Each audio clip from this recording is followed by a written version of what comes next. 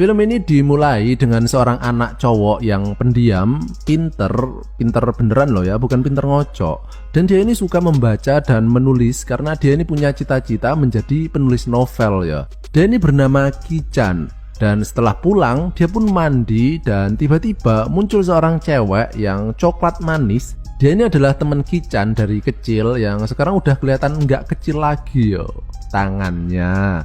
Dia ini bernama Min-jung dan sebenarnya Min-jung ini naksir ke Ki-chan, tapi Ki-chan ini tipe cowok yang nggak peka yo. Mereka ini ngobrol-ngobrol dan karena Min-jung ini minum beras kentur banyak banget, akhirnya dia pun ngelele alias teler. Dan di sini kalau mata kalian jeli, terlihat ada hitam-hitam yang menyeruat. Maksudnya kutu yo.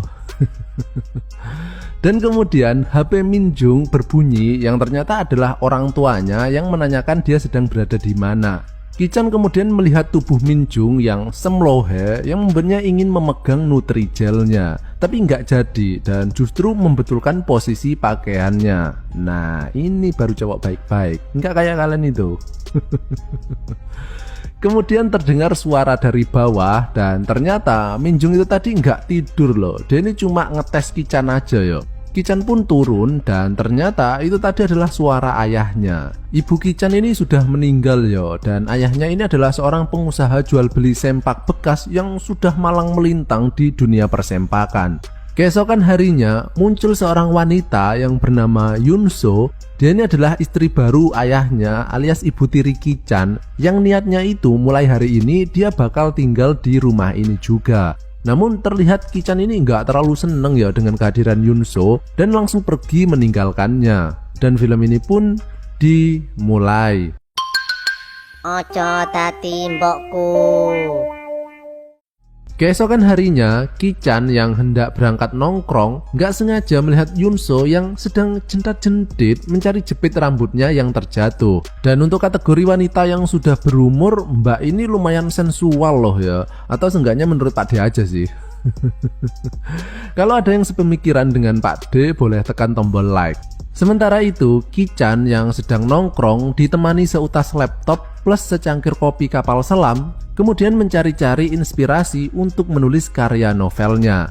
Sepulangnya, Ki-chan yang sedang mandi, tapi kemudian muncul Yunso yang niatnya itu pengen ngasih baju ganti ke Ki-chan. Tapi kemudian terjadi hal yang nggak disangka-sangka. Handuk Ki-chan terjatuh, Ki-chan menjadi kaget, Yunso menjadi terkejut, burung Ki-chan menjadi berdiri dan terbang.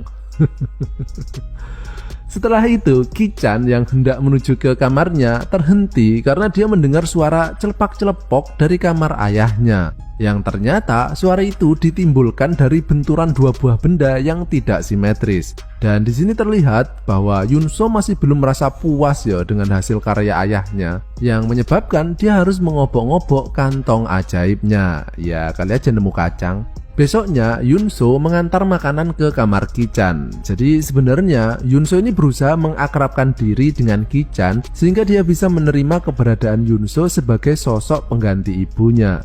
Jadi dia ini wanita yang sudah dewasa banget ya pikirannya. Ki-chan yang sudah terbangun kemudian turun dan di sana ia melihat Yunso yang tengah terbaring di sofa dengan posisi yang semlohe juga. Ki-chan pun memandanginya dari atas ke bawah, kemudian ke atas lagi. Ternyata Yunso sudah terjaga. Kemudian Ki-chan melihat sebuah buku novel di meja dan dia pun mengambilnya karena dia mengira itu adalah buku Min-jung yang tertinggal. Ki-chan kemudian ditelepon oleh Min-jung dan mengatakan untuk membawakan sebuah buku. Tapi ternyata buku tadi bukan punya Min-jung, sehingga kini Ki-chan tahu kalau buku tersebut milik Yunso. Keesokan harinya, Ki-chan yang hendak nongkrong lagi kemudian melihat kamar ayahnya terbuka. Dia pun iseng masuk dan di sana ia melihat beberapa helai kain yang mencurigakan sehingga dia pun mengambilnya. Tapi karena Yunso yang baru mandi tiba-tiba muncul, Ki-chan kaget dan spontan langsung menyembunyikan kain segitiga bermuda tersebut. Padahal tetap kelihatan sih itu di celananya, dikira slayer kali ya. Ki-chan pun kembali termenung di warung kopi, tapi kini ia mendapatkan ide cerita novelnya, yaitu kisah percintaan antara anak dan ibu tirinya, di mana ia membayangkan kalau tokohnya itu adalah dirinya dengan Yunso. Sambil membayangkan adegan bercocok tanam dengan Yunso, Ki-chan pun kemudian mengetik cerita novelnya. Sepulangnya, Ki-chan yang membongkar tasnya kemudian menemukan kain segitiga bermuda Yunso yang nggak sengaja diambil tadi. Sementara itu, Yunso yang sekarang tahu kalau Ki-chan itu suka banget dengan novel, kemudian memiliki ide untuk membelikan Ki-chan beberapa novel langka untuknya. Dan trik tersebut berhasil. Kini Ki-chan udah mulai terbuka ya kepada Yunso, apalagi dia tahu kalau Yunso itu ternyata juga suka baca novel sepertinya. Namun Yunso yang tahu kalau segitiga bermudanya tadi hilang ternyata ada di meja Ki-chan, tapi dia malah nggak marah ya dan justru menggodanya karena dia menganggap hal itu adalah hal yang lumrah bagi remaja seumuran Ki-chan. Ya seenggaknya di Korea sana sih. Kemudian mereka makan malam dan di sini terlihat bahwa kini Ki-chan dan Yunso udah bisa bercanda, yang tentu saja membuat ayahnya menjadi seneng ya karena akhirnya Ki-chan bisa menerima keberadaan Yunso di keluarga ini. Keesokan harinya, Yunso yang sedang menyiram tanaman, kemudian endingnya malah siram-siraman air sama Ki-chan. Ikutan dong. Nah, dari sinilah kemudian Ki-chan ini mulai memiliki rasa sayang kepada Yunso, tapi bukan sebagai ibunya, melainkan sebagai sosok seorang wanita yang cantik menurutnya, khususnya kalau lagi basah kayak gini ya. Malamnya, Ki-chan kembali melanjutkan karya novelnya sambil membayangkan karakternya alias dirinya dan Yunso yang sedang melakukan penggenjotan. Namun imajinasi tingkat tingginya ini buyar ketika Yunso tiba-tiba muncul di kamar Ki-chan. Dan mengetahui kalau Ki-chan sedang menulis novel, Yunso pun kepo dan pengen membacanya. Tapi Ki-chan menyembunyikannya karena tentu saja itu adalah novel stensil ya. Dan disinilah kemudian terjadi situasi yang tidak terduga dan enak. Ki-chan ini nekat melakukan teknik nyosor lembu ireng ke bibir Yunso, yang tentu saja membuat Yunso terkejut ya, dan dia pun marah dan mengatakan bahwa itu adalah hal yang tidak pantas dilakukan kepadanya. Namun tiba-tiba muncul ayahnya yang sedang mabuk yang memecah suasana tegang tersebut dan langsung mengajak Yunso untuk bercocok tanam. Keesokan harinya terlihat Yunso yang sedang memegang alat rapid test karena dia ini pengen punya anak yo, tapi sayangnya hasilnya negatif. Dan beberapa saat kemudian malah muncul Ki-chan yang sekarang justru memberanikan dirinya mengatakan bahwa dia ini jatuh cinta kepada Yunso. Dan tentu saja Yunso menolak pernyataan cintanya tersebut. Ya iyalah, gila bah. Dan karena cintanya ini ditolak, kemudian Ki-chan pun menjadi galau.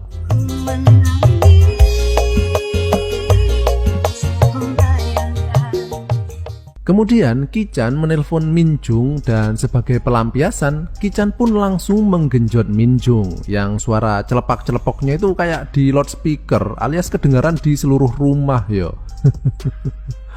Ki-chan pun kemudian tertidur sampai keesokan harinya karena kehilangan banyak nutrisi, jadi capek. Sementara itu, Yunso masuk ke kamarnya untuk mengantar makanan. Dan di sini ia kemudian membaca hasil karangan novel Ki-chan, yang kemudian membuat Yunso kaget ya, karena ternyata isi novelnya itu menjelaskan secara gamblang tentang perasaan tokoh utamanya kepada ibu tirinya. Mereka berdua pun kemudian bertengkar dan sejak saat itu hubungan kedua insan ini pun menjadi agak renggang. Malamnya muncul Minjung lagi yang kini mulai ketagihan dengan hasil karya Ki-chan, sehingga mereka pun melakukan penggenjotan lagi. Namun ketika melakukan penggenjotan, Ki-chan nggak sengaja menyebut nama Yunso yang kemudian membuat Minjung marah dan sadar bahwa dia ini cuma sebagai pelampiasan saja, yang akhirnya membuat mereka kini juga bertengkar. Yunso kemudian menyusul Minjung untuk mencoba menenangkan hatinya. Dan kalau kalian nonton film ini ya, kalian bakal sadar betapa kontrasnya kedua cewek ini. Karena yang satu coklat, sementara yang satunya pink. Putih maksudnya. Pak Denny ngomongin kulit wajahnya loh ya. Minjung kemudian mengatakan bahwa Ki-chan itu sebenarnya jatuh cinta kepada Yunso. Dan kemudian Yunso pulang ke rumah untuk menghibur Ki-chan agar tidak cemberut lagi. Beberapa saat kemudian, ayahnya yang dalam keadaan mabuk lagi kemudian pulang. Yunso pun menyambut suaminya itu dan segera membawanya ke tempat tidur. Namun tiba-tiba Ki-chan langsung menarik tangan Yunso dan sekali lagi dia melakukan teknik nyosor lembu ireng ke bibir Yunso. Dimana awalnya Yunso ini menolak yo, tapi berkat kegigihan, kesabaran, dan ketekunan Ki-chan udah kayak moto calon wali kota ini. Akhirnya Yunso pun mau melakukan penggenjotan. Dan sejak saat itu kemudian tiap kali ada kesempatan, seperti ketika suaminya sedang tidur, suaminya berangkat kerja, bahkan ketika suaminya berada di ruang sebelah, mereka ini mencuri-curi kesempatan untuk melakukan penggenjotan. Nah, suatu ketika pas mereka melakukan penggenjotan, tiba-tiba muncul Min Jung yang mengetahui kegiatan mereka. Namun dia mengatakan bahwa dia akan merahasiakannya asalkan dengan syarat dia diajak tiap kali mereka melakukan penggenjotan.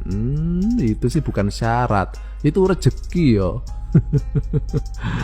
Nah, kegiatan bercocok tanam saling silang ini berlangsung untuk beberapa waktu. Sampai suatu ketika ayahnya ini curiga karena tiap malam Yunso selalu terbangun dan gak kembali lagi ke kamarnya untuk waktu yang lama. Sehingga diam-diam ayahnya ini menaruh kamera pengintai di rumahnya. Dan ketika dia mengkonfrontasi ketiga orang laknat tadi, mereka nggak bakal bisa mengelak lagi ya, karena dia punya bukti berupa rekaman CCTV.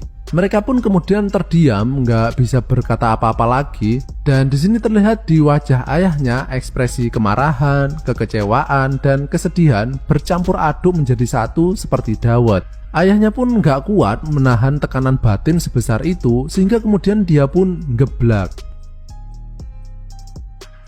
2 tahun kemudian, terlihat Ki-chan yang sedang mengantar Min Jung ketemuan dengan pacarnya. Namun dia ini juga masih berhubungan dengan Min Jung dengan hubungan tanpa status itu tadi.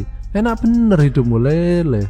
Dan kini Ki-chan menjadi orang yang sukses yo, yaitu sebagai penulis novel, karena novelnya itu tadi adalah biografi dari ceritanya dengan Yunso. Sementara itu, karena Yunso disemprot air setiap hari oleh Ki-chan, ya meskipun airnya beda sih, beda kandungan nutrisi yo, sehingga kini perut Yunso pun menjadi kembung.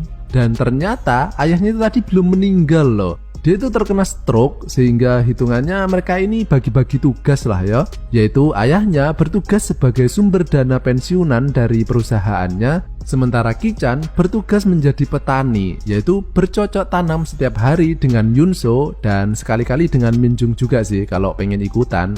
Dan akhirnya mereka semua kini bisa hidup bahagia kecuali ayahnya, dan film pun berakhir.